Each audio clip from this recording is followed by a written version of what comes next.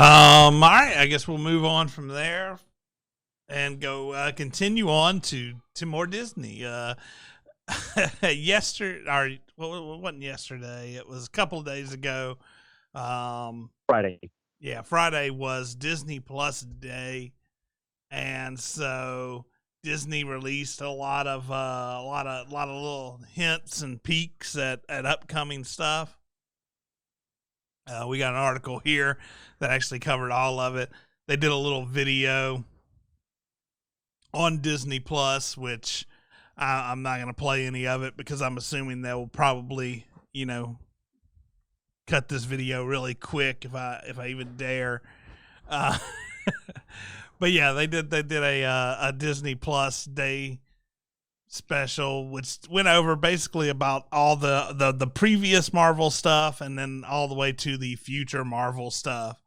So anyway, where do we want to start on this, man? Do you want to start on the thing No, let's start with Moon Knight. You want to start with Moon Knight? All right. Ease it in, man. You ease it in. That's what she said.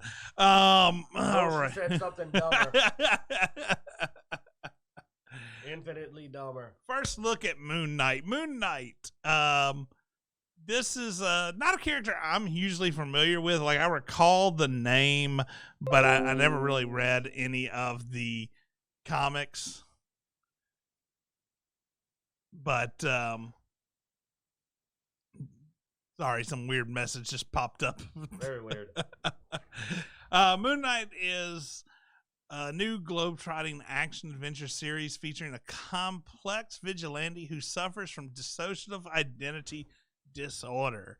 They did a little teaser that was about 30 seconds, and it looked, I don't know, it wasn't a very good teaser. Like, if just going off a teaser, but may have just not been edited well. He has his fans, but he's always been a kind of, at times, corny character. Moon Knight is out there.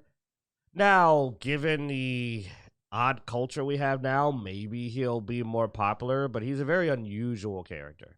Like, he had a voice in his head. One of them actually was like this, like, god of the moon, I think from Egypt or something, that kind of wanted him to be its avatar. And apparently it made a pretty bad call because it picked a dude who's like, was already multiple personalities.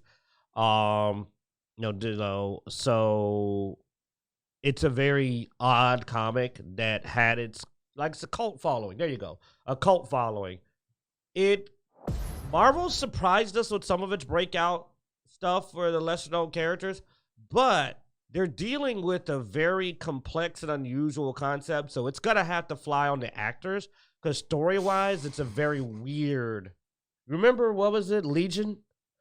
I think we saw. It's like that. They're dealing with a very messed up character. Whether they can pull it off or not, I'm not seeing it yet, but also I didn't see a lot. But what they're trying to do is out there. It's way out there. That's all I can say. It's out there. Like, imagine if Batman was possessed and was crazier than Batman by a lot and broke comparatively. Like, compared to Batman, he's broke. Like, that's like Moon Knight. So it's something I'll watch the first episode of. Oh, no. I mean, I definitely will give it a chance. Daredevil shocked us. Like, I wasn't a huge Daredevil fan. I like Daredevil, but Daredevil was freaking good. Yeah. So, like, what about you, Blood Axe? I think you quit giving Disney Plus chances on that. Actually, I'm about ready to cancel it. I'm so over a lot of the bullshit. And Moon Knight is the only thing that I saw from the Marvel side that I'm even remotely partially interested in, and that's really saying give them a lot of credit they don't deserve. But Moon Knight, I'm familiar with. Love playing him actually in what was that? I'm drawing a blank on the name of the game now. Marvel Ultimate Alliance. Yeah, because he was one of the ones I would actually commonly use was Moon Knight. And this is a really good way to bring what they're trying to do is diversity into the MCU, as opposed to some of these other stories that we're probably about to talk about. It makes me just want to go ahead and shut off the service and get my money back. But Moon Knight I'm interested in, and not because it's male, not because he's diverse or he's brown skinned, but because it's more organic to the comics that we're familiar with. Now, when we start getting into She-Hulk, I'm out. I would be interested if it were done well, but I'm out on She-Hulk, and the whole Miss Marvel thing. I just absolutely just what I want to say will get us demonetized, and I'll probably get canceled. So I'm not going to say what I really think about that. But I will not watch it. I have no interest in watching it, and I'm really, really disappointed in Kevin Feige in the direction he's taken the Marvel universe after phases 1 through 4, which were done exceptionally well. They started kind of going downhill a little bit with some of their stuff, but I'm checking out on Marvel, and that's sad because I grew up on a couple of things. I grew up on sports, I grew up on comic books, and I grew up on D&D. And you've already ruined D&D. Comic books are now being flushed down the toilet, and my sports teams suck. So right now, I'm not in a good place from a nostalgia perspective. But yeah, I mean, Moon Knight is interesting though. I would be interested in at least giving that a go. Well, there's Star Wars, and they've bent that one over, gone in dry on Star Wars too. Yeah. Thank you, Daddy Sprinkles. Well, you mentioned She-Hulk, so let's go ahead and move over to that. She-Hulk is another one that was mentioned. Do you want to go ahead and throw in your 2 cents there while you were there? Or? Not interested. I mean, that's and there's such a there. I had a really good headcanon way to bring her in, and that would be in defense of Peter Parker or someone from the Sokovia Accords as their attorney, and then you find out that she's a mutant, or however they want to introduce mutagenesis into this universe, and they decided to go a completely different way. And some of my favorite films have strong female characters. I'm not being anti-woman, but make it organic and a good story. Don't shove it down our throat, which we're about to see in the next one here in a second, where you're beating us across the head with it. And I love the Hulk. I would love a really good She-Hulk series, but again, this one I refuse to watch it. It's not something I'm interested in at all. I don't know. For She-Hulk, I'm gonna have to sit down and actually break this thing apart. I haven't had much time to look at it hard. And because there's a lot of confusing things to me, I don't quite get the timeline for some of this. As you have his farm here, and she's like a little girl, and then you have later on this older shot that I'm a bit confused with the She-Hulk timeline. All I know is that the line read of "Don't Make Me Angry" was so bad. And this, like, they found the mousiest person, and then combined with, this is some bad acting, at least on the behalf of the human form. I don't know. I mean, I like this actress. I've seen her in some other things. I've enjoyed her as an actress. Now, the fact that they didn't really do any kind of real transformation, it looked like, other than turning her green, is a little weird, because I always thought there was a little more transformation. Eventually, she ended up getting, I think, stuck in that transformation, which, I mean, even before that, she preferred that form. Yeah, and started doing even her lawyer work in that form, but that costs money. Yeah, but I mean, just the timeline looks weird. I don't know exactly where they're going with it, and I'll pay attention to it. I'll give the first episode or 2 a watch, see if it's worth watching. Man, I'm not opposed to checking out an episode, but that line read, I mean, it doesn't mean she's a bad actress, but that line read, it was bad. Well, yeah, no Woodenby, we don't know much, but the problem is that you're supposed to pick the best line read for the commercial, and that always alarms me when the line read they chose is really bad. Like that, the beginning, my statement was a purposeful me doing a bad job. Like that was me going, this is how bad this is going to be introduced in a moment. But that was like what they did. The iconic line Don't Make Me Angry. You Wouldn't Like When I'm Angry was done really badly. I'm hoping the show is better than that 3 or 4 seconds. Yeah, but it's what they chose. And to expand upon that before Q gets too far, but I want to make that point that he started off with is your trailer is supposed to have some of the best content to engage you into watching the show. That's the purpose of a trailer. And based on this trailer, you have not gotten my attention. As I told Wooden Ball, I'm clearly not the target audience of your show. And if that's the case, then that's fine. I don't have to be the target audience for all of your content. And there's going to be shows that are meant for everybody, and there's meant for certain people to tell a certain story. But if the trailer is what the show is about, then if you like Sex in the City, you might like it, I guess, possibly. But it's not something that I'm really interested in as a hardcore sci-fi comic book fun-loving geek. It's gotten away from the geek and gotten into a different direction that's just not interesting to me. Well, what this actually came from, and if you didn't, is we started talking about obviously Disney Plus Day. This all came from Disney Plus, this special they did, and the thing is with that is, yes, they're showcasing all that's coming. They're showcasing everything that's coming up. So yeah, you expect to see the best presentation because they're saying this is why you should continue with Disney Plus, because it's like their 1-year anniversary thing, so they're trying to keep us, or 2-year, they're trying to keep us watching. And so I would expect to see the best, and I'm not seeing the best here. I'm seeing a lot of bad, which we'll move on to the next part that we were continuing in this. I'll just say this. No, it's quick. It's just, do you remember back when they could sit up there and they would just show you a 10-second shot from something, and it would be so amazing. You'd be excited for it to come out. They would pick like just 10 seconds of the new Batman or the new Superman. Like, remember when they did Superman looking down on the Earth from space? That awesome shot. Mm-hmm. So, no, man, you can grab a good 5 or 10 seconds. Or you could do this. Oh, yeah. Ugh. Yeah, I mean, going back to something that Disney had done with Star Wars, the moment when Harrison Ford and Chewie walked down to the Falcon, he goes, "Chewie, we're home." It sent chills down my body. I was like, "Oh my God, I've got to see this. What happened to the Falcon? What's going on?" But I mean, it's that type of thing. It grabs your attention. I want to know more, and I'm not seeing that in any of these things.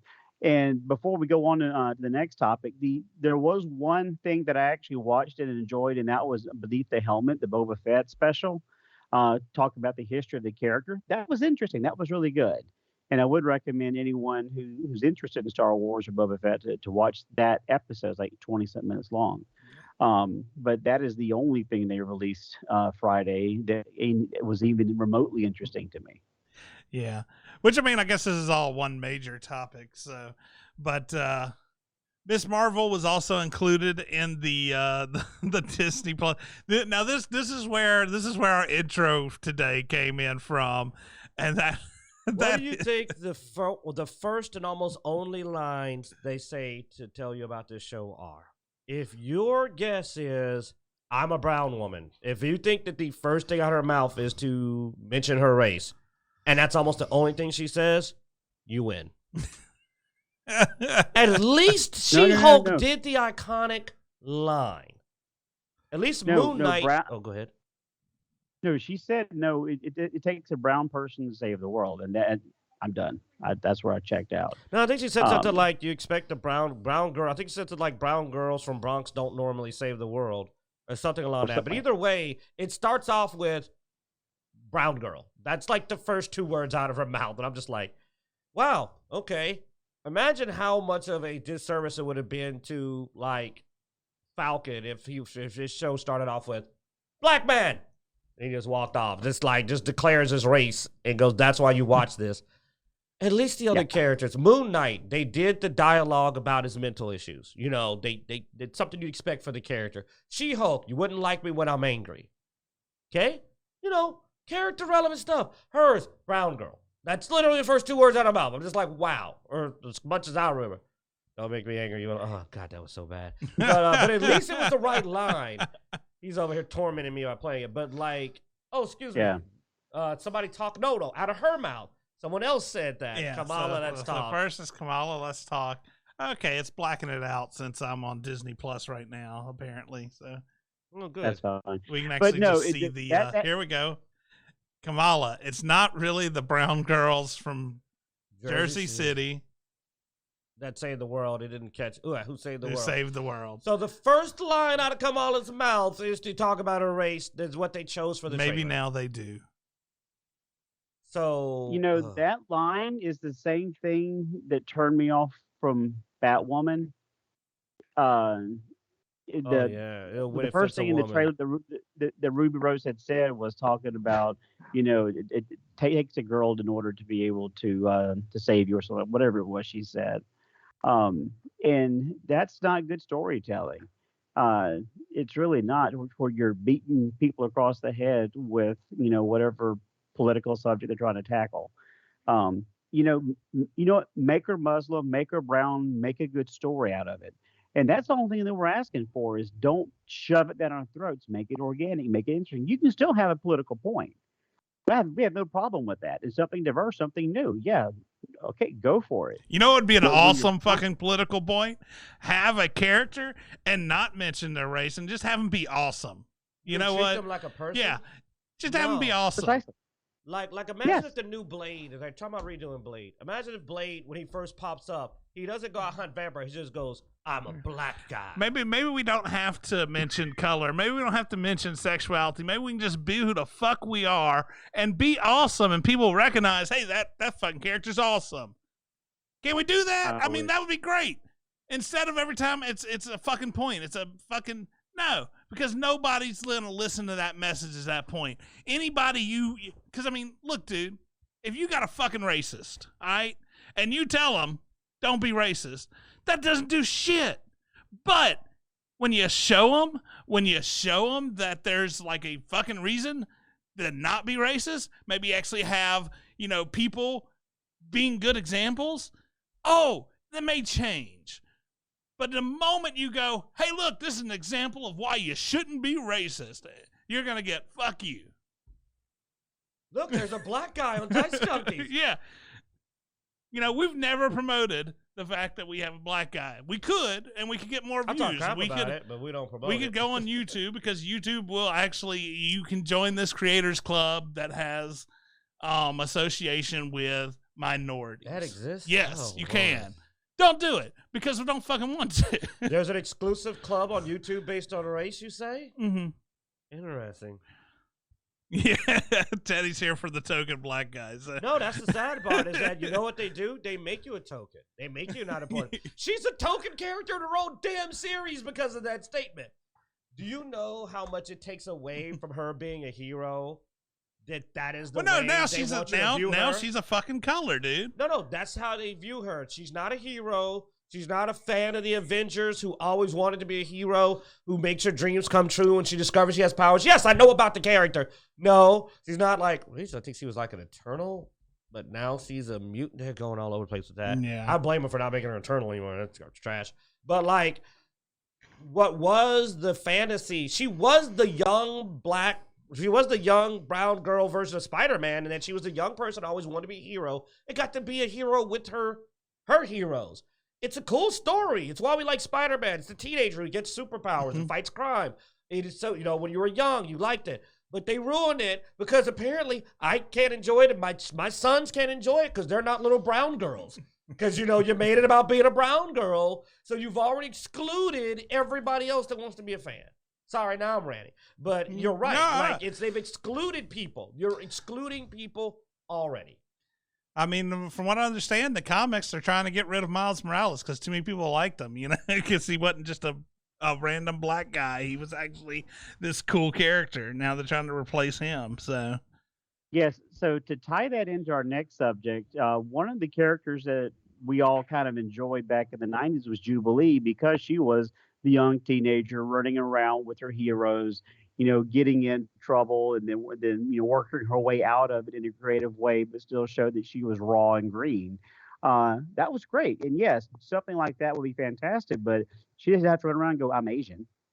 What? Yeah. No, just play your character and go. And by the way, I forgot you are Asian. That's cool too. But do it in a creative way that will capture the audience and make them feel invested and to be able to identify with the character. The fact that we can't identify with any of these characters does not make them believable, and it's hard for anyone to attach themselves as a fan of that character.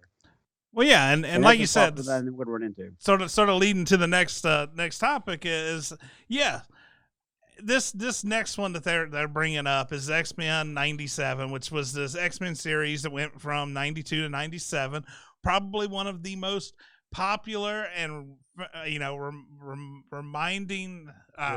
remembered series of the 90s. It broke me too. I know.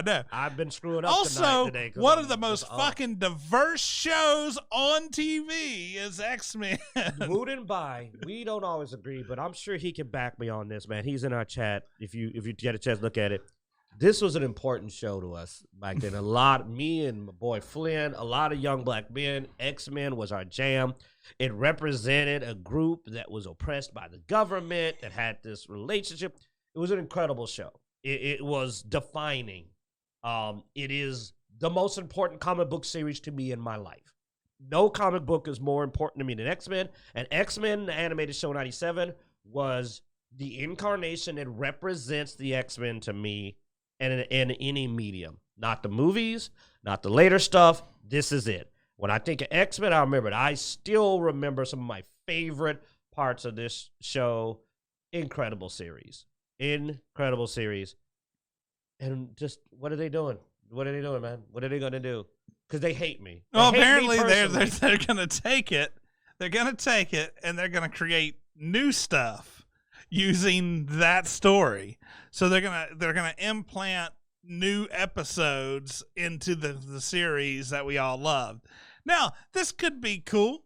It could be. It's probably not going to be because it's Disney, and Disney has been fucking up. We've mentioned it. I mean, I've broke my F-bomb rule today because of Disney. Bishop? Remember Bishop? We got our first animated. Yeah. I actually got into Bishop not from his comic book appearance, but from X-Men. He was friggin' awesome. He was like one of my favorite. Oh no, that's where I got into him from. Was the X-Men. I mean, I had the big when they did those big poster release of the X-Men. I had a big Bishop poster and Cable poster, and then the whole X-Men team. Cable, Mr. Sinister was so well done. His menace, his Machiavellian menace of Mr. Sinister was the relationship of Magneto and Xavier was so well developed in that show. Like, not until some of the scenes we got with Patrick Stewart and who was doing Magneto. I'm bad with the actor names, but who did Magneto in the movies alongside Patrick Stewart? I'm drawing a blank too because I'm just so distraught. Yeah, no, but but until then, the frigging cartoon portrayed these complex, the whole Jean Grey and Wolverine and Cyclops, it was so good. And like I said, Jubilee reached out to us. Storm, man. It's just amazing. It was an incredible cartoon. The Sentinels were terrifying. Apocalypse. It was the Age of Apocalypse. Yeah, Ian McKellen. Sir Ian McKellen, I believe. But like, thank you, Teddy. Yeah. But an incredible series. To think that there's no way they're going to do a good job. This was 290s. So this is the guy who is supposedly writing and producing these new episodes. He's the guy who did the Witcher Nightmare of the Wolf series and the Vampire Diaries. And the Vampire Diaries. So there you go. You were wrong. You figured blue hair, pink hair. I think he's got worse talent if he did the Vampire Diaries. I'm not familiar with the Vampire He Diaries, also looks so I a bit can't really young say. to be doing something from the 90s, because that's the biggest thing. He does look young. Like the 90s, man. if you didn't live it, you're not gonna do it right. Easily, I shouldn't be Oh, unfair, but if you didn't live it, what? Yeah, I wonder if they're going to use the original theme music that we got back from the original series. If it's going to be a continuation, they should. It's very iconic. I mean, the moment you hear that first couple of notes, you're like, "Oh, X-Men," Yeah. you know. But like we were talking about before the show, are they going to update the animation style? Is it going to be drawn like a '90s animation cartoon to keep the continuity? I doubt it. And are the stories going to continue what they were dealing with back in the '90s, or are you going to try to make some kind of new woke agenda with it? Which Well, no, and at I this think that's the point, concern, right? yeah, what could they add and to which it? at this point, I don't want my kids watching that garbage, man. Because we have watched the original X-Men cartoon here with my boys, and they loved it. They kept wanting to watch more and more and more of it. So it even though it is 30 years old, it's still captivating to my children, which are very young and to the point to where they don't know any better. But I do kind of monitor the content they intake, and this new content is something that I do try to worry about and screen to make sure that I'm raising my kid and not SpongeBob or some of these other weird shows that kids are watching nowadays. Now the big thing is to kind of gauge what they watch on YouTube because that's just as strange as well. I'm rambling, so Yeah. moving on. Well, we'll move on. So, I mean, last thing, I mean, they actually released a lot of different things from this Disney Plus just to sort of tie this up. There was a What If season 2 announced. We had a Spider-Man freshman year, which is like a cartoon version of Spider-Man that they're to bring Spider-Man because I think Marvel, Disney can do the cartoon, I guess, but they can't do the. Oh, they're doing Sony Ironheart. Oh, Sony owns the film Yeah. of Spider-Man, but they can do cartoons, which is why he was in all those other cartoon series. Yeah, they're doing a I Am Groot, doing a Ironheart. So they threw a lot of stuff out there. It was all really quick. I mean, when you say they put it out there, they put it out there like this much of it. So, I got a question for you. What's What on up? there do you want to see? Like, this is sad. I just looked at this. Okay, I promise I'm not doing a bit. I just looked at this. There's nobody. I mean, I'll watch There's anything nobody. Spider-Man usually, even if it's bad. I'll whine about it later. I'll give you that, but Um, this is a lot of B movie, C movie crap. Like, I can't see anything other than Spider-Man that feels like it's a a lot of people have been A+. excited about the Agatha House of Harkness, which is the Agatha from just a B character. WandaVision. WandaVision. Still Yeah. a B character. When I say B, I mean as in character. This is B and C character. Now, stuff. I doubt they'll do it right because it's on Disney, but animated Marvel zombies, that sounds awesome. The comics was really cool, but I mean, you're almost R-rated, if you really want to get that blood and gore and stuff They already in there. did the What If of it pretty hardcore too. So Yeah. I mean, there's going to be a prequel to the What If version. And then there was the Secret Invasion thing, which had, That's some going to have to interesting- retcon the whole Captain Yeah. Marvel movie, though. They went so hard on doing a pro-immigrant thing with the Skrull, and now they're going to turn around and go back to no, they were evil. That'll basically rewrite that whole movie. So I don't know, man. It'll be interesting to see what comes out. I mean, we'll talk shit about it as it comes out, or we'll applaud it if it's actually good, So I want Groot to start out with "I am a tree." It's not say Groot won't say "I'm a tree." That's what he starts off with, and then he just goes into a whole nature bit and like attacks fossil fuels. trees don't normally save the world. Trees don't normally say non-binary tree people don't normally say. I'm in trouble now. All right. I'm Thanks in for more watching. trouble. Thanks for watching, guys. That's gonna be it for this episode. Oh man, Thank God. fuck Disney Plus. All right. They broke me, man. I mean, I'm not joking. I almost cried. Like, my eyes were watering when I read Yeah. about that X-Men because, I mean, Leave it alone, man. 20 years. They digging up the grave to rake the corpse of something that was good. It's unnecessary. Yeah, the Disney Plus section, you may have to knock up the profanity level in the for the ads. Yeah, I know, right? All right. Thanks for watching, guys. You can go to Dicejunkies.com, find links everywhere we are online. If you watch this on YouTube, be sure to like, subscribe, hit that notification bell so you can see everything that we post. Well, of course, Blood Axe does a lot of gaming videos, and Q, they've been doing some gaming videos. You can catch some of those live on Twitch, so check that out. Of course, our show is live every Sunday at 3:30 Central Time on Twitch. That's right. We got for one more week. For one more week, then we're going to take a break. And we'll see you 2022. Yeah. So, but we'll still be posting stuff up to YouTube. So if you do watch the show, be sure to keep an eye on our YouTube channel because we'll post some stuff as things come out. Oh, Teddy's upset. No.